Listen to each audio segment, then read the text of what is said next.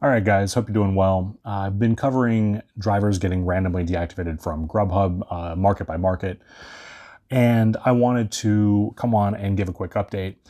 Um, First of all, I want to say that most of the drivers that I spoke with that were deactivated don't really seem to care much, as Grubhub isn't a big source of income for them.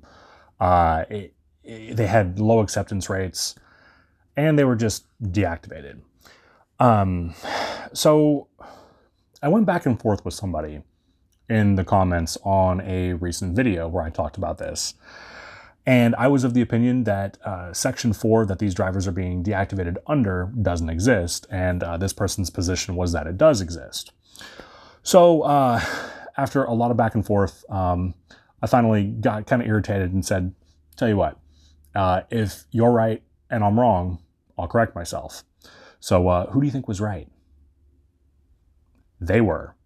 So here's the thing. The email that Grubhub sent out to the deactivated drivers, it pointed to a link that did not contain a Section 4. It was like just the Grubhub terms of service. It had nothing to do with the actual driver agreement. So they were correct. They were kind enough to send me the driver agreement. And then I went back and I checked and found mine from when I first got activated. So I want to make a quick video to talk about whether you are violating Section 4 of the Grubhub driver agreement. I went through, I read the entirety of Section 4, and it's just kind of a catch-all. They can throw this at any driver for pretty much any reason that they want. However, I will give you the talking points that I came up with after reading Section 4.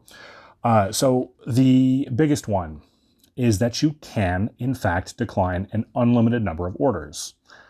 Section 4 does not say anything about an acceptance rate requirement.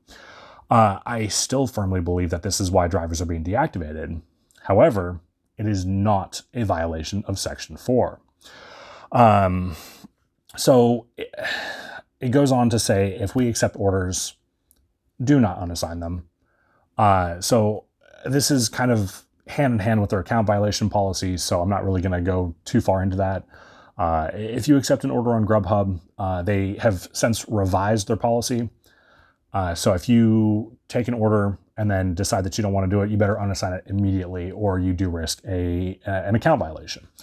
And you can get 3 of those before you get deactivated. So just keep an eye on your account violation policy so you can keep earning money.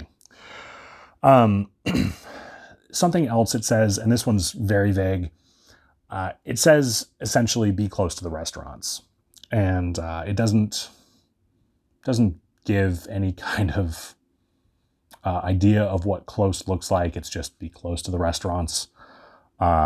Basically, if you accept an order, make sure you can show up in a reasonable amount of time, which I find ironic because Grubhub is the platform that will try to get me to drive 15 miles to pick up an order, then another 15 miles to drop it off. So could we potentially get deactivated because they can't get drivers in specific areas? I don't know. Maybe. I'll let you guys decide. Let me know in the comments. Be on time. So this is also for the restaurants, but it's also to drop off your orders.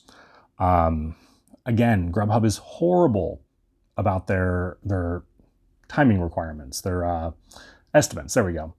And I can't tell you how many times I've accepted a Grubhub order only to realize that the pickup time is 1 minute after I accepted it, and the drop-off time is 1 minute past that. So, I mean, they are out of their minds with their time estimates, and they frequently penalize drivers because, again, they can't get their stuff together.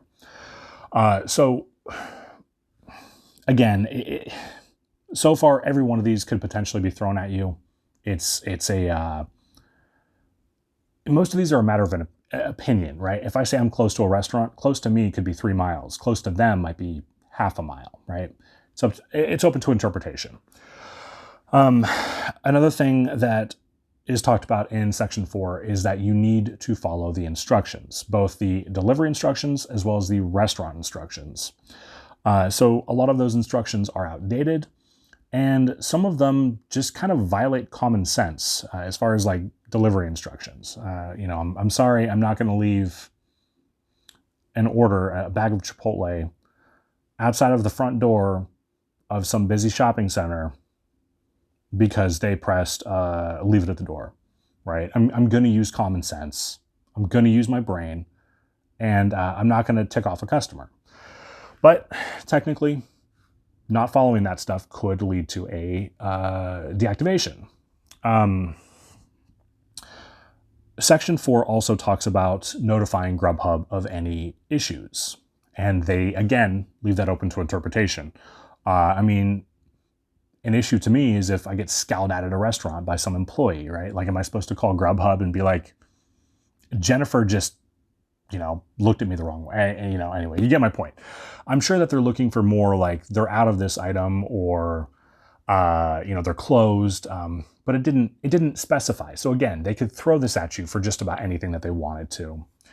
What else is in there? If you don't activate your Grubhub card, that can get you deactivated. I find it ironic that this is actually in section 4 because I was actually temporarily deactivated from Grubhub when I first got on the platform. They took their sweet time sending me my activation kit, which contains the card. So after 2 weeks, I was deactivated until I activated the card. So I don't know if you somehow found a way to not activate the card. That technically can get you deactivated under section 4. Communicate order status is also talked about. So if there's an issue where you're going to be late or the restaurant is slowing you down or whatever the case may be, you are supposed to communicate this. It doesn't say if it's with Grubhub or the customer. However, just to err on the side of caution, there is a screen in the Grubhub app where you can go in and you can actually mark that the order's not ready, and you can choose how long it's going to be. It's like 20 minutes, 30 minutes. It's like even up to an hour. It's shows how much faith Grubhub has in their own wait times. So make sure to mark when the order isn't ready. At least you can point to that if you get deactivated. Do not try to convince customers and restaurants to jump ship from Grubhub to a competing service. So this means that you as a driver can get deactivated if you approach the customer and be like, hey, customer, and they're like, what? And you're like, you should call me next time you want delivery instead of booking through the app. That can get you deactivated. Something else is you cannot try to get the restaurant to switch to, say, DoorDash or Uber Eats. If they are on Grubhub, you cannot try to persuade them to go in a different direction. I think that that's reasonable, and frankly, it's one of the few reasonable ones on this list. But so that is what is in section 4 of the Grubhub driver agreement. Now, the one that I got this off of was from 2020, and I'm hearing that there is one from 2021. However, I did not have to sign anything new. I didn't sign any new agreements after signing the original. So my interpretation is that the one that I signed and the one that I'm getting this information from is what is legally binding for me. So I've been hearing a lot of theories ranging from these drivers were doing alcohol orders and not verifying IDs to they weren't using hot bags and a couple of other ridiculous ones. But there is no mention of alcohol orders in section 4.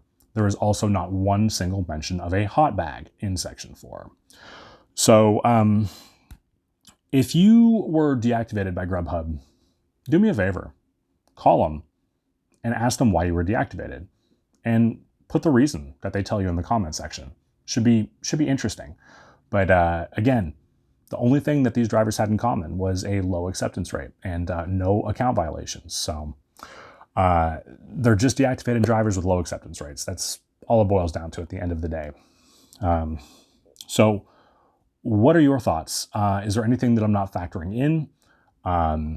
If you know why you were deactivated according to Grubhub, please do share it in the comments. And I'm still working on this. So just wanted to give you guys a quick update and let you know what is actually in Section 4. All right, guys, if you haven't done so, please do consider pressing the like and subscribe button. My name is Zach. Take care.